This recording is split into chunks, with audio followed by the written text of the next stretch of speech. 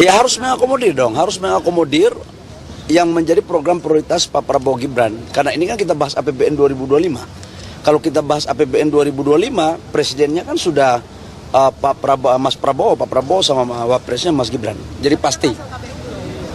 Ya kita antisipasi kan bulan depan. Jadi sekarang ini antisipasi. Jadi ada model ya, ada beberapa model yang dikembangkan nanti dalam rekayasa perkiraan asumsi untuk APBN 2025. Anggarannya cukup Pak berarti ya, dari simulasinya? Cukup lah.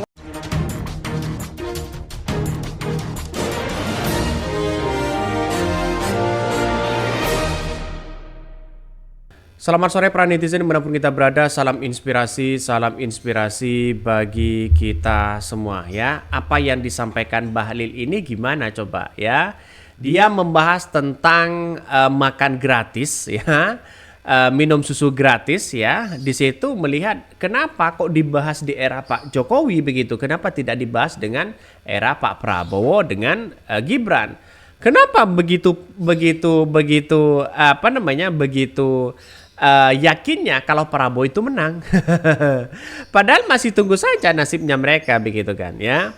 Sudah kacau ini, belum ada penetapan presiden terpilih sudah bahas APBN. Maka inilah gunanya hak angket DPR agar rezim tidak semakin sontoloyo dan seenak jidatnya. Ini komentar-komentar dari netizen. Artinya benar juga begitu kan. Prabowo masih belum menang saja sudah bahas masalah makan gratis begitu kan. Anggarannya dari mana? Mau ngutang kemana coba bayangkan. Jadi artinya apa? Artinya selama ini yang saya lihat apa yang disampaikan Bahlil ini menurut saya pribadi terlalu dini begitu kan. Karena KPU belum memutuskan siapa yang menang di situ begitu ya.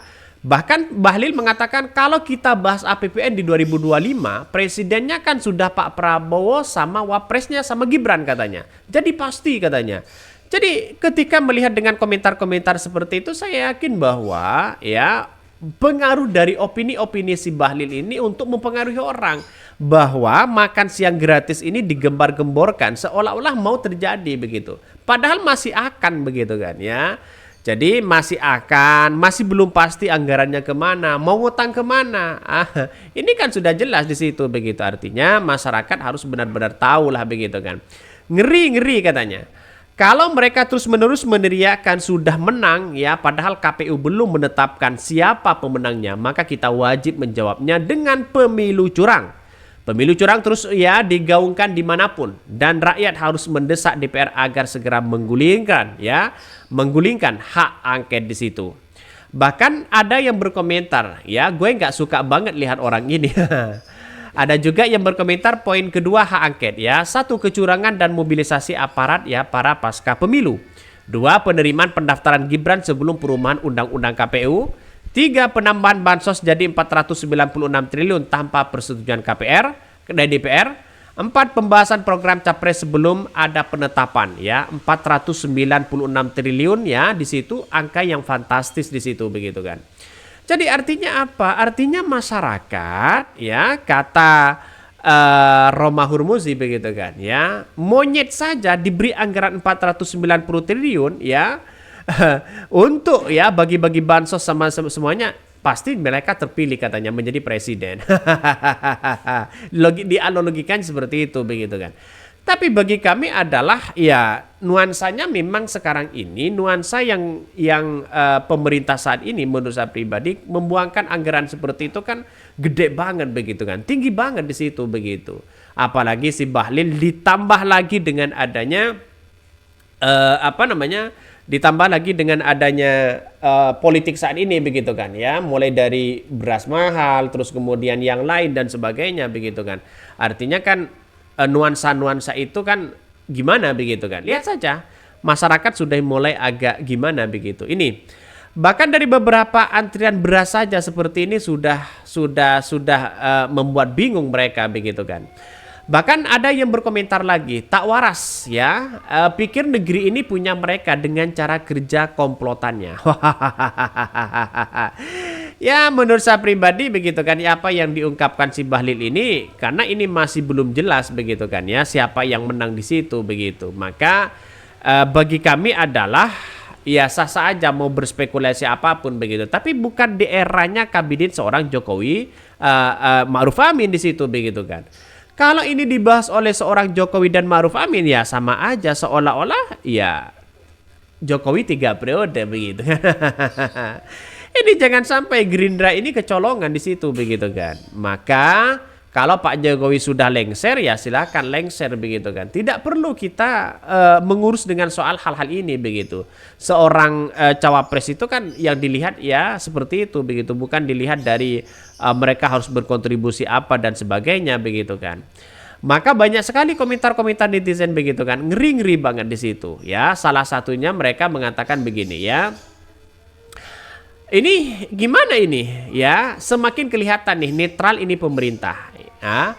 Maukah negara kita dikuasai oleh orang-orang sontoloyo? Komentar dari netizen. Wow, ngeri begitu kan ya.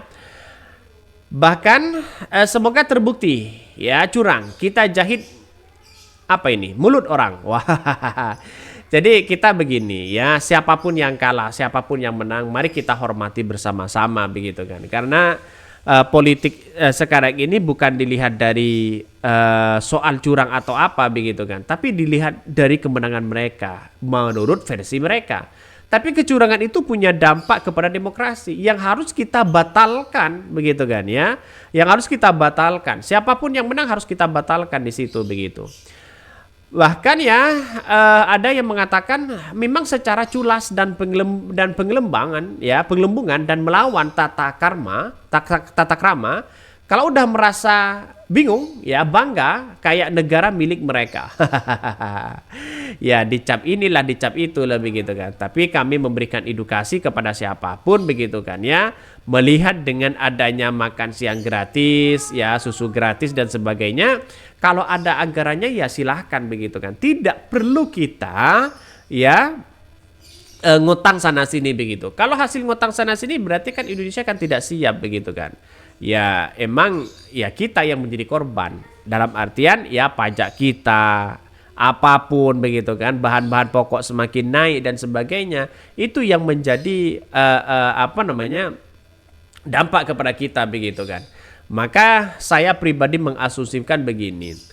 Daripada 450 triliun ya, daripada makan siang gratis, mending menurut saya pribadi alihkan saja kepada orang-orang lansia, orang-orang yang sudah cukup umur ya 65 tahun ke atas begitu kan. Berilah bantuan, berilah fasilitas yang baik bagi mereka begitu kan. Jadi kalau saya pribadi asumsikan seperti itu. Kalau ingin mau memberikan makan siang gratis, lebih baik lagi bagi dua begitu kan, 450 triliun satu pendidikan gratis, satu pendidikan kepada lansia begitu kan. Itu baik juga begitu kan.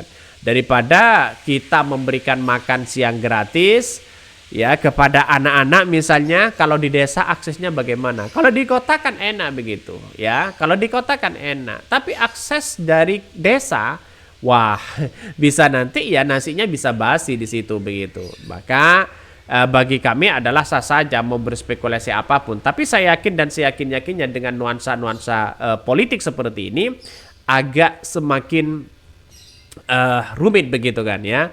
Oke, mungkin itu yang kami sampaikan ya. Tonton terus channel Ho dari Podcast Rakyat ini karena ada berita-berita menarik dan viral setiap harinya. Salam para netizen, salam inspirasi bagi kita semua. Jangan lupa di subscribe di YouTube Ho dari Podcast Rakyat ini.